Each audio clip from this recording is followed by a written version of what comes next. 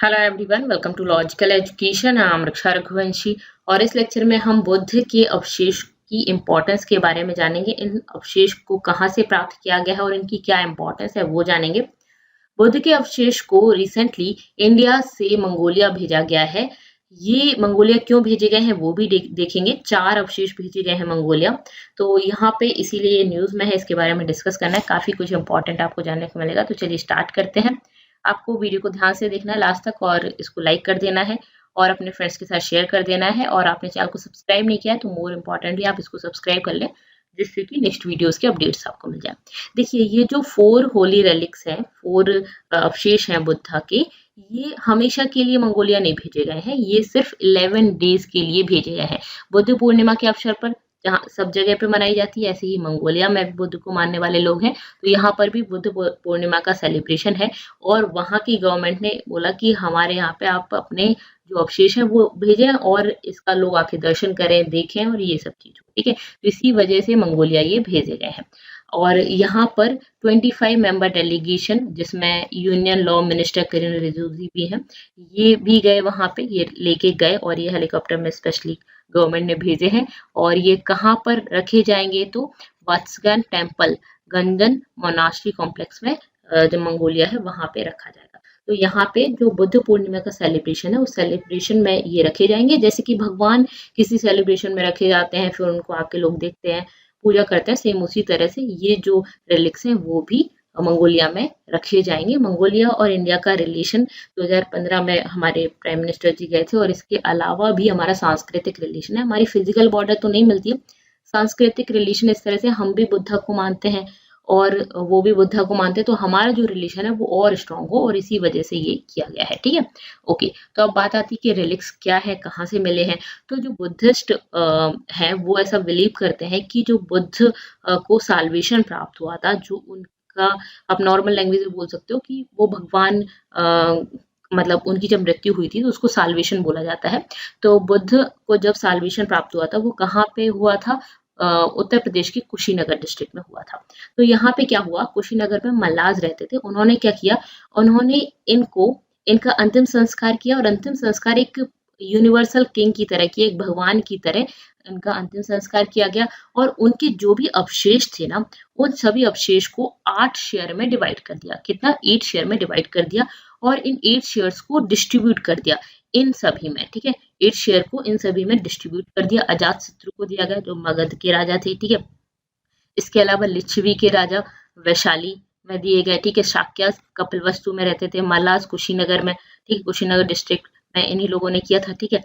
इसके अलावा बुलीज अल्लाकपा में किया गया, मल्लाज पावा, कोलियास रामग्राम में किया गया, और ब्राह्मण और वेदादीपा में किया गया, ठीक है। तो बेसिकली इन सभी को ये 8 शेयर्स दिए गए, ओके, ठीक है।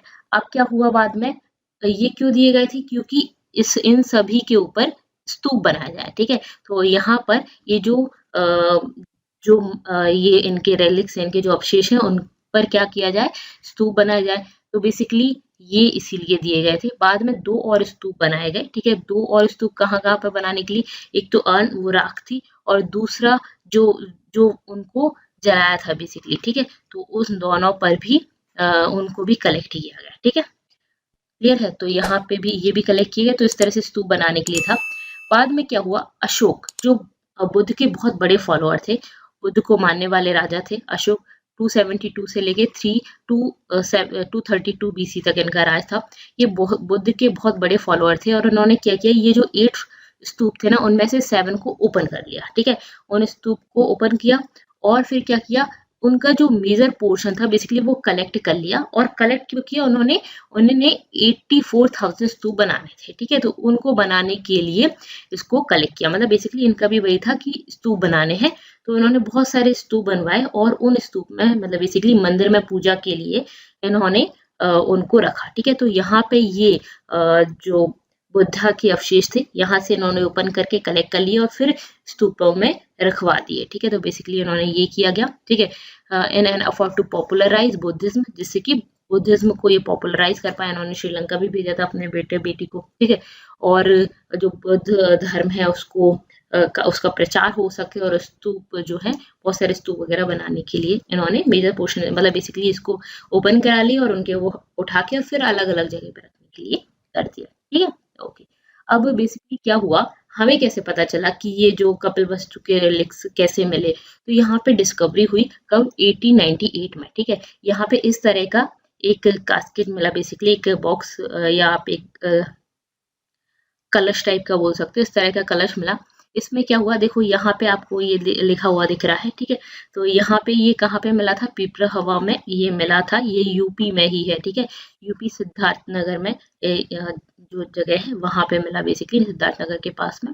यहाँ पे पता चला कि ये जो जगह है, इसी स्तूप से पता चला कि ये पुराने जमाने में कपिलवस्तु हुआ करती थी। ठीक है, तो इस कपिलवस्तु कहाँ पे थी, ये चीज हम आइडेंटिफाई कर पाए इससे। ठीक है, बाद में क्या हुआ, बहुत सारे और भी बहुत सारे बुद्ध की चीजें मिली हमें फिर बाद में खुदाई के टाइम पर। ठीक है, तो यहाँ पे देखिए ये सब जो लिखा गया है इस कास्केट की लिड पर, इसके ढक्कन पर जो लिखा गया है वो बुद्ध और बुद्ध कम्युनिटी के अस्थियों के बारे में है, मतलब वहां पे इस बारे में लिखा गया है बेसिकली। ठीक है, तो अब यहाँ पे साक्य, इसमें जो वर्ड लिखे हुए हैं वो उसका ये सब मतलब है।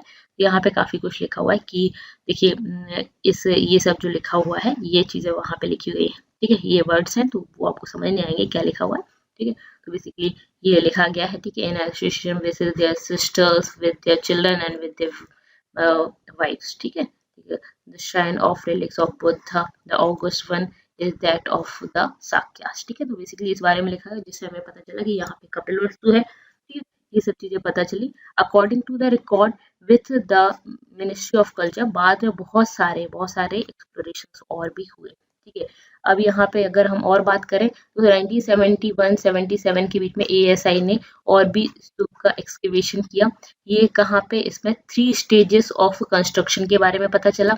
इसके अलावा 2 मोर स्टेटाइट रिलिक कास्केट्स मतलब और भी मिले हमें। ठीक है, 2 और मिले and containing a total of 22 bone relics, तो और 22 अवशेष और मिले आपको, और वो कहाँ पे, नेशनल म्यूजियम में रखे गए हैं। वो पुराने वाले जो थे वो भी नेशनल म्यूजियम में रखे गए हैं। ठीक है, अब यहाँ पे 40 टेराकोटा सीलिंग्स मिले, टेराकोटा मतलब मिट्टी का के मिले। ठीक है, अवशेष from different levels of sports in eastern monastery at Piprahwa.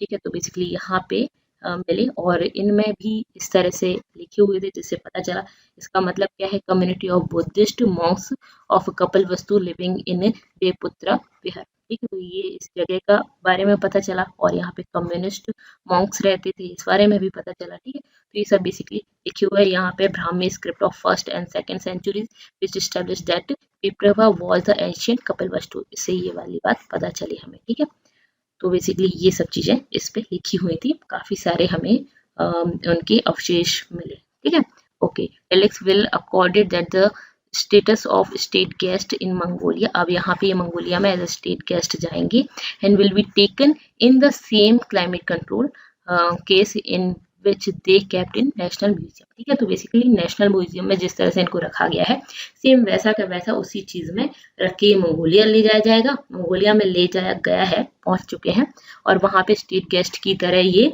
रखे जाएंगे और वहां से वापस भी आ जाएंगे। 2015 में हमारे प्राइम मिनिस्टर भी गए थे वहां पे। Holy relics were placed under AA category of antiquities and art treasures which should not be ordinarily taken out of the country exhibition। ठीक है, इनको नहीं लिया जाता है, लेकिन यहाँ पर रिक्वेस्ट की गई मंगोलियन गवर्नमेंट के द्वारा, तो हमारी गवर्नमेंट ने special exception and permitted the exposition of Holi relics in Mongolia. ठीक है, तो बेसिकली यहाँ पे इनको मंगोलिया में भेजा गया। ठीक है, तो ये रिलिक्स के बारे में आपने जाना, बुद्ध के जो अवशेष है उनके बारे में, उनके स्तूप के बारे में भी हमने यहाँ पे डिस्कस किया कि उनकी इम्पोर्टेंस क्या है।